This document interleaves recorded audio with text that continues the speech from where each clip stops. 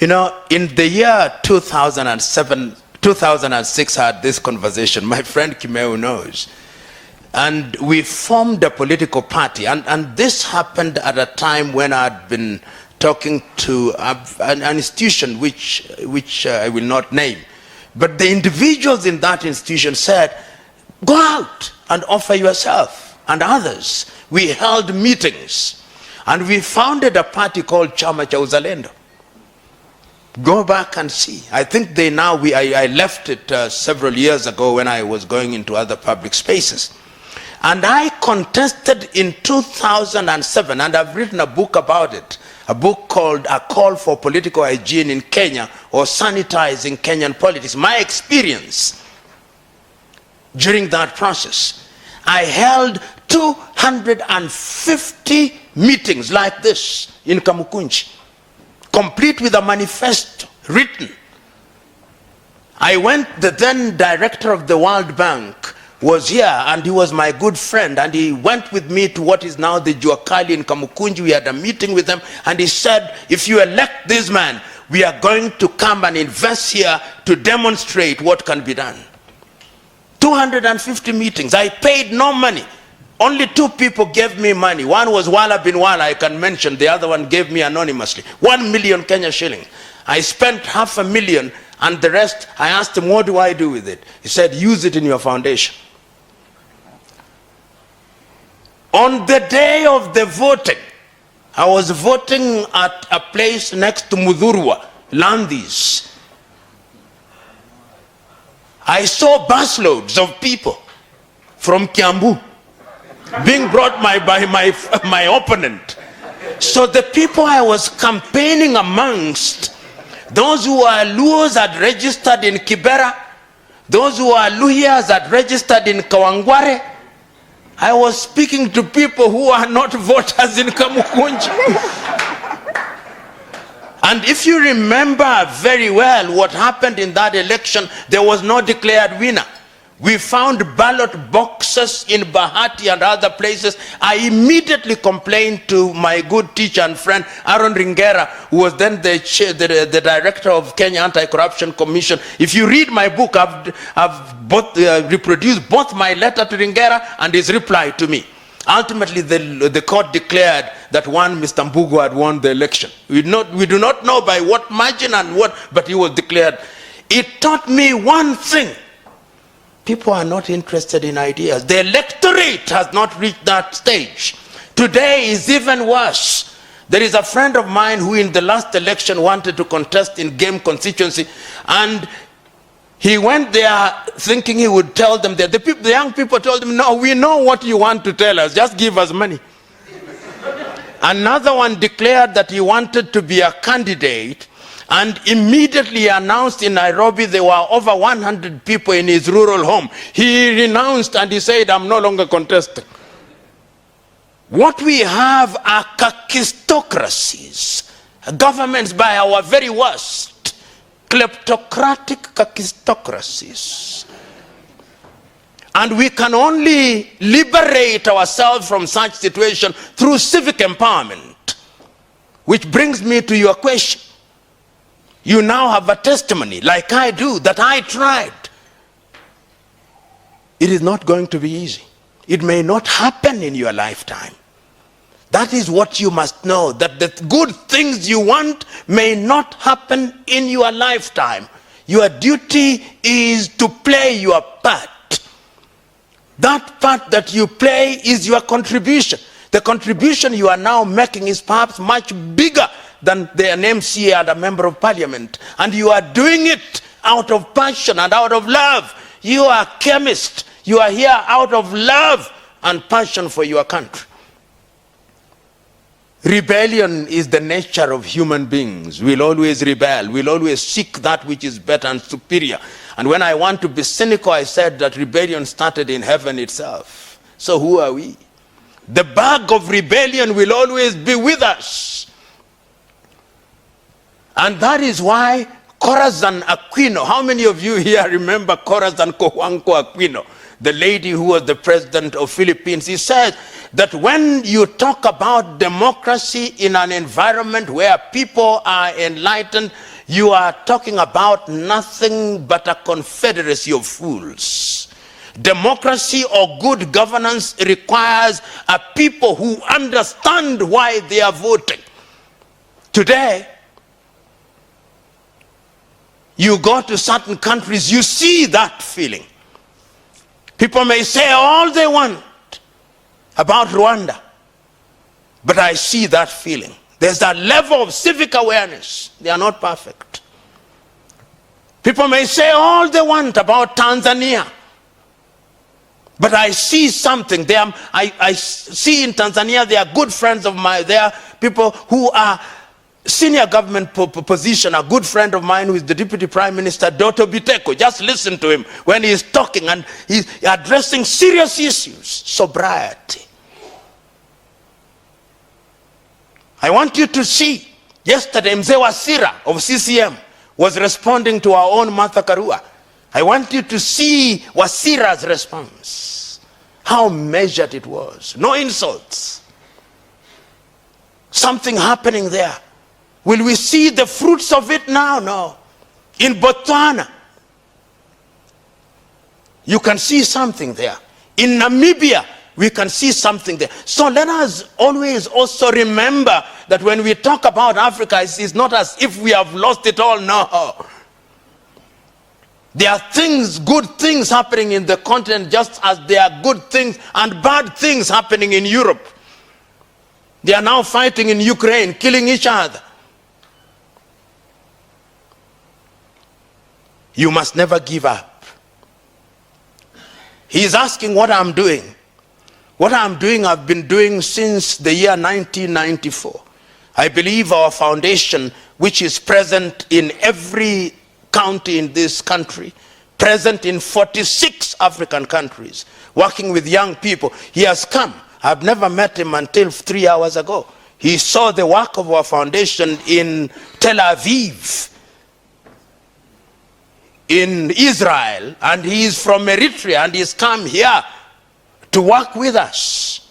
It means, whether you like us or not, that we are doing something right. Yeah, something that awakens the spirit. And this is why when I see people, and there are people who have been doing good things, I end there. My good friend Athuok, Kimel, we have been with Kimel for donkey years. Evans Ogada, and many others who have been doing things. You are all making a contribution. I'm now answering your question. Never despair. In 1947, when Ghana's Kwame Nkrumah was about to join Lincoln University in the United States, he was asked to write a one-page statement of what he wanted to do, and this is what he said: so much to be done, so little time.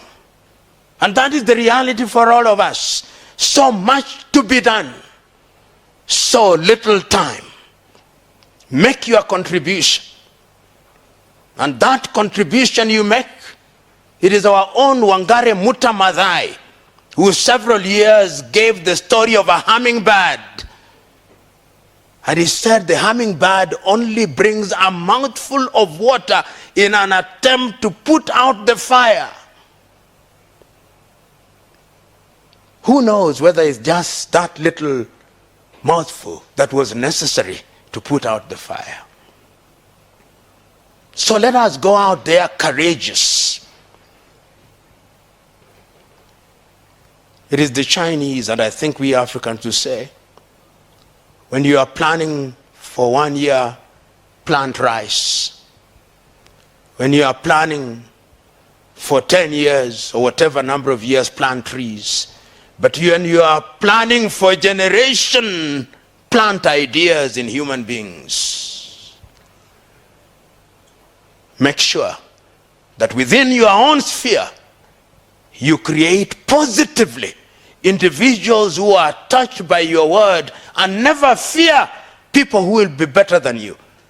A good teacher is one who produces pupils and students who are better than him or her. That is what it is. If you are afraid of ideas, then go home and sit and never be seen. And if you think that things are going to be easy, that which is easy is not worth doing. You must bear the consequences.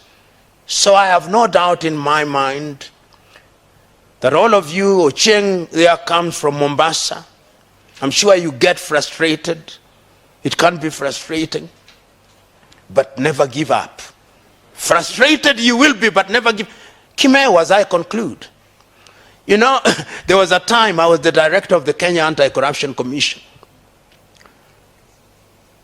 I went into a forum such as this and somebody asked, what does the Kenya Anti-Corruption do to eliminate corruption? And I told the individual, the Kenya Anti-Corruption Commission, which is the Ethics and Anti-Corruption Commission, has only 200 employees. What is corruption? I asked the individual, are you a Christian? Yes. Do the 10 commandments say, thou shalt not steal? Yes. Have you stopped stealing? Because that is what corruption is all about. The Bible has not stopped you from stealing. The Hindu Gita has not stopped you from stealing. The Quran has not stopped you from stealing. Then you think that the Kenya Anti-Corruption Commission or the Ethics and Anti-Corruption Commission is going to stop you from stealing? No. It is you who must make the decision that you are not going to engage in criminality. And as a society, we must choose to punish individuals who engage in criminality. You'll remember that the law to abolish my office as director of Anti-Corruption Commission was passed at midnight to abolish our offices. Because we had asked that several cabinet ministers be arrested.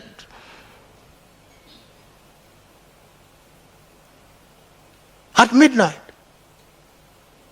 The people whom we want arrested, some of them are now governors and ministers. As I speak, I see them, wanajifanya, wanajitapa-tapa. Wanaomba, wanaenda kanisani tu. Wengi tu. Wanaenda msikitini. And Kenyans wanawashabikia. I remember when I was at the anti-corruption one day, one of the thieves whom we had said should be arrested came to the Kenya anti-corruption officers at the Integrity Center, and young people were singing, ni mwizi wetu. Ni mwizi lakini ni mwizi wetu. Ni mwizi lakini ni mwizi wetu. He's a thief, but he's our thief. So, the decision is yours. But we can change it. If you don't succeed, your children will. If they don't succeed, their children's children will. So don't despair, my young lady from the Republic of Uganda. Don't despair. Right now, you can see what they are trying to do to eliminate my good friend Ibrahim Traore. Survived many assassination attempts. Because when you are doing good, they'll take you out. It is Samora Moises Machel who once said, when you hear the former colonizers saying you are good, you must pause and ask yourself, what evil are you committing against your people? So, ladies and gentlemen, I wish all of us well. Remember that none of us has a solution to our national problem. It is combined that we can have a solution. But one thing that I'm passionate about is that we must be Kenyan citizens. Our country is lonely. It is lonely because tribalists are the ones who are at the helm. They congregate from hotel to hotel. And when they go to such meetings, they bring their tribes as mortgage in the political, as collateral in the political mortgage market. So they go there and say, I'm from this tribe. This is the collateral that I bring to the political mortgage market. And we have a basket of votes which come 2027 is going to catapult us. I am urging you today there to go out and to begin to say, wasipong'atuka watang'atuliwa. Wasipong'atuka watang'atuliwa. Thank you.